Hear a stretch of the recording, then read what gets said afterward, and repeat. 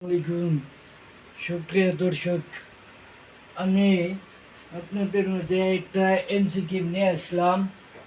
তো বিস্তারিত ভিডিওটিতে মনোযোগ সহকারে দেখুন। কি বলছে? The shape of dash unique. এখানে এমসিকিউতে কি দেওয়া আছে?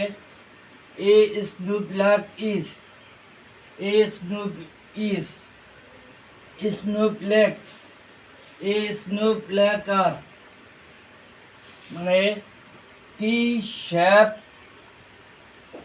শ্যাপ মানে আকৃতি, ইউনিক মানে অনন্য বা একক বা শক্তি। তো সবচেয়ে অর্থ অনুযায়ী অনন্য ভালো হয়।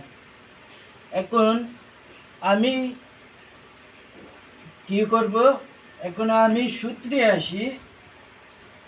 Subject plus verb plus object. এখন এই অবজেক্টকে এক আমি শব্দের অর্থ সুন্দর করে বিস্তারিত বলে দেব। আগে এটা বাদটা কি, বাকি তিনটা গুলো অর্থ সহ বুঝিয়ে দিই। A the shape of a snow is, একটি তুষার হলো আকৃতির অনন্য হলো না। এটা কাটা। স্নোফ্লেক্স, তুষার কণা গুলো বা তুষার কণা সমূহ, দুইটা একটা হলে হবে। আমি কি বলবো?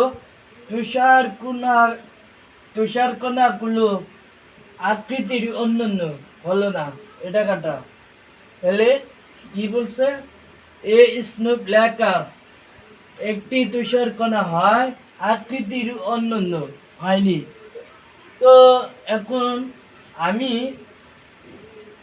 এই অফটি কি ফর্ম হয়? ভার্বের এক নম্বর রূপ, এই যে প্রেজেন্ট ফর্ম আছে, প্রেজেন্ট ফর্ম এটাও আছে। এটা হলো থার্ড পারসনের সিঙ্গুলার নাম্বার, কিন্তু এখানে সিঙ্গুলার নাম্বার তো বলে নাই। তো এখন আমি সত্যের অর্থ লিখি। টি শেপ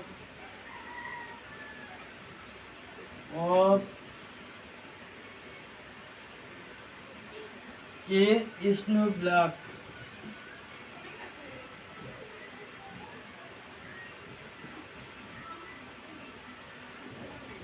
is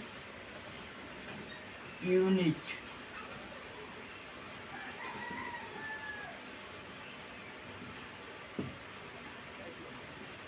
এটা রাইট, কারণ এখানে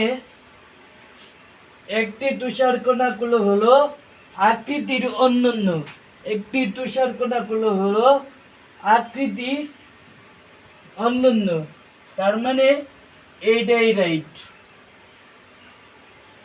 ধন্যবাদ সবাইকে। ভিডিওটি ভালো লাগলে লাইক কমেন্ট শেয়ার করবেন।